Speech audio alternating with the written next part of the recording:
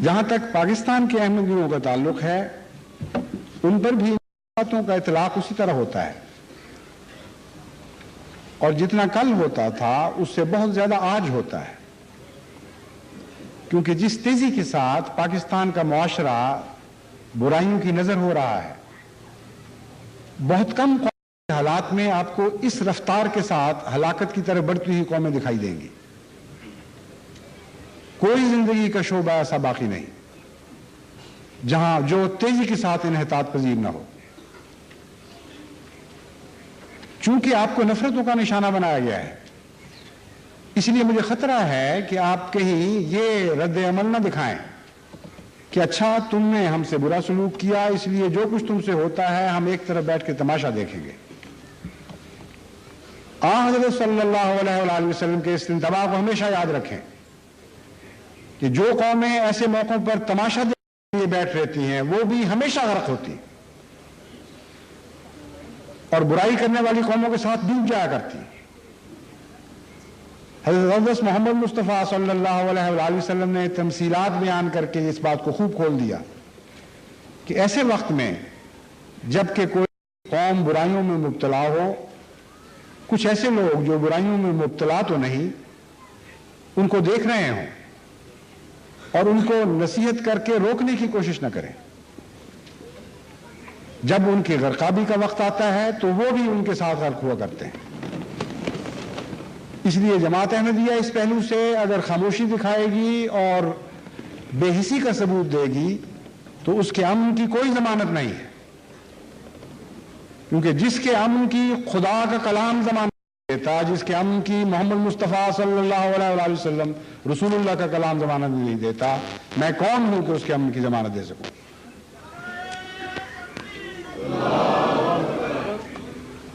اس لیے آپ بڑی توجہ کے ساتھ اس کام پر مستعد ہو جائیں اور اس بات سے قطع نظر کہ دنیا آپ کو کیا کہتی ہے اور کیا سمجھتی ہے، آپ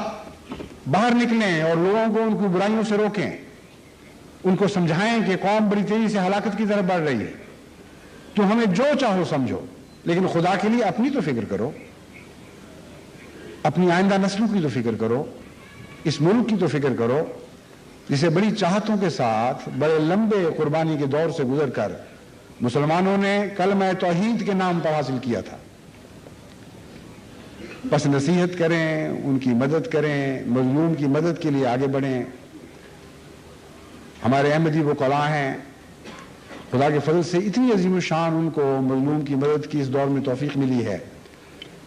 کہ بلا شبہ میں کہہ سکتا ہوں کہ ساری دنیا کے وکلاء مل کر بھی ایک سال میں اتنی خدمت کا دعویٰ نہیں کر سکتے جتنی ایک سال میں جماعت احمدیہ کے پاکستان کے وکلاء کو خدمت کی توفیق ملی۔ وہ اس خدمت کو احمدیوں تک محدود نہ کریں۔ میں جانتا ہوں کہ ان کا رزق ان کے پیشے سے وابستہ ہے، مگر اس کے باوجود اگر للہ ومما رزقناہم ينفقون کی تعلیم پر عمل کرتے ہوئے وہ بعض غریبوں تک اپنے فیض کو پہنچانے کی کوشش کریں جن سے ویسے بھی غریبوں سے فیس نہیں مل سکتی۔ ہزارہ ایسے ہیں بیچارے جو ظلموں کی چکی میں پیسے جا رہے ہیں، کوئی ان کا پرسان حال نہیں، وکیل سے ابتدائی مشورے تک کے لیے ان کے پاس پیسے نہیں ہیں۔ ایسے غرباء اگر آپ کی علم میں آئیں، آپ خدا کی خاطر اگر کچھ وقت ان کی خاطر قربان کریں گے، یعنی احمدیت کے علاوہ بھی احمدیت کے رشتے کے لحاظ سے تو آپ نے بہت ہی عظیم الشان کردار کا نمونہ دکھایا، لیکن علاوہ ازیں بھی اگر ان کی تائید کریں، ظلم کے خلاف ان کی مدد کریں، تو میں یقین کے ساتھ آپ سے کہہ سکتا ہوں کہ اللہ آپ کے رزق کو مزید کشادہ کرے گا، اور اس قربانی کے نتیجے میں آپ کے رزق پر کوئی زد نہیں آئے گی۔ بس پاکستان کے احمدیوں کے لیے جیسا کہ پہلے ضروری تھا، آج بھی ضروری ہے، بلکہ بہت بڑھ کر ضروری ہے کہ اپنے ان بھائیوں سے بھی حسن سلوک کریں جنہوں نے ظلم کے وقت آپ کے دیکھے اور آپ کی مدد نہیں کی، اور وہ جنہوں نے تماشے دیکھے اور مدد کے لیے کوشش کی ان کا تو آپ پر دوہرا حق ہے۔ ہل جزاء الاحسان الا الاحسان۔ ان کی اس نیکی کو نہ بھولیں اور ان سے حد پہلے سے بہت بڑھ کر احسان کا معاملہ کرنے کی کوشش کریں اور اپنی گفتگو میں ان لوگوں کو جو احمدیت سے باہر ہیں سخت الفاظ سے یاد نہ کیا کریں۔ قرآن کریم ان لوگوں کو جو اسلام سے باہر ہیں سخت الفاظ سے یاد نہیں کرتا، سوائے اس کے کہ ان لوگوں کی ذکر علیحدہ کرتا ہے جو بڑی بدیوں میں مبتلا ہیں،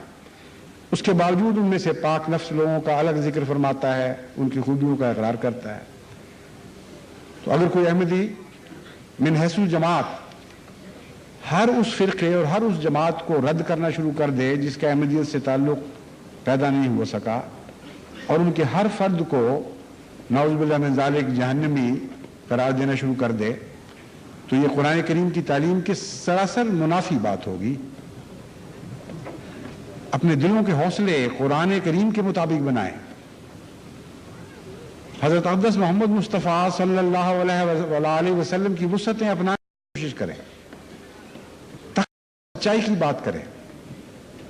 جہاں کسی میں برائی دیکھیں وہاں برائی کا اس رنگ میں ذکر کریں کہ چڑھانے کی بجائے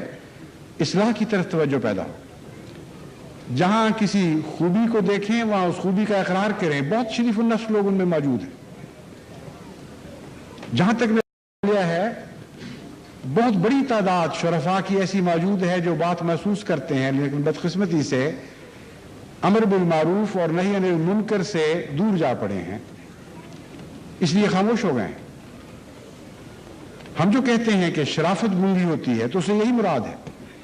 کہ قوموں پر بدقسمتی سے ایسے وقت آتے ہیں کہ شریف النفس لوگ اپنے دلی جذبات کا کھل کر اقرار نہیں کر سکتے، کھل کر اظہار نہیں کر سکتے، نہ ناپسندیدگی کے اظہار کے لائق رہتے ہیں، نہ پسندیدگی کے اظہار کے قابل رہتے ہیں۔ وہ یہ دیکھتے رہتے ہیں کہ ہوا کس طرف کی چل رہی ہے اس طرف کی بات کر دیں، لیکن اندرونی طور پر ان میں شرافتیں موجود ہیں اور ابھی زندہ ہیں۔ جہاں شرافتیں ڈوب رہی ہوں، جہاں شرافتوں کو خطرہ لاحق ہو، انہیں کورید کر، ان کی تلاش کر کے انہیں اجاگر کرنا، انہیں زندہ کرنا، ان کے شعلوں کو اٹھانا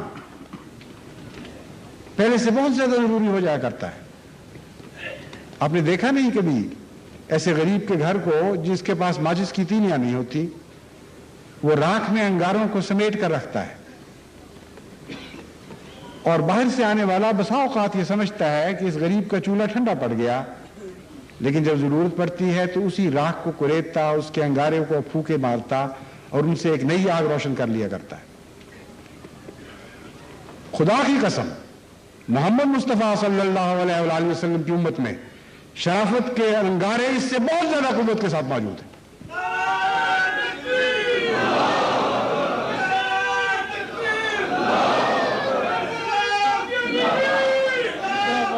اور خدا کی قسم آپ کے تقویٰ کی پھونکیں ان انگاروں کو نور میں تبدیل کر دیں گے، اس لیے ہرگز مایوس نہ ہوں۔ آپ کے قوم، آپ کی وطن کی محبت کے تقاضے تو الگ رہے، محمد مصطفیٰ صلی اللہ علیہ وآلہ وسلم کے دین کے تقاضے آپ کو ان نیکیوں کی طرف بلا رہے ہیں۔ لبیک کہتے ہوئے آگے بڑھیں۔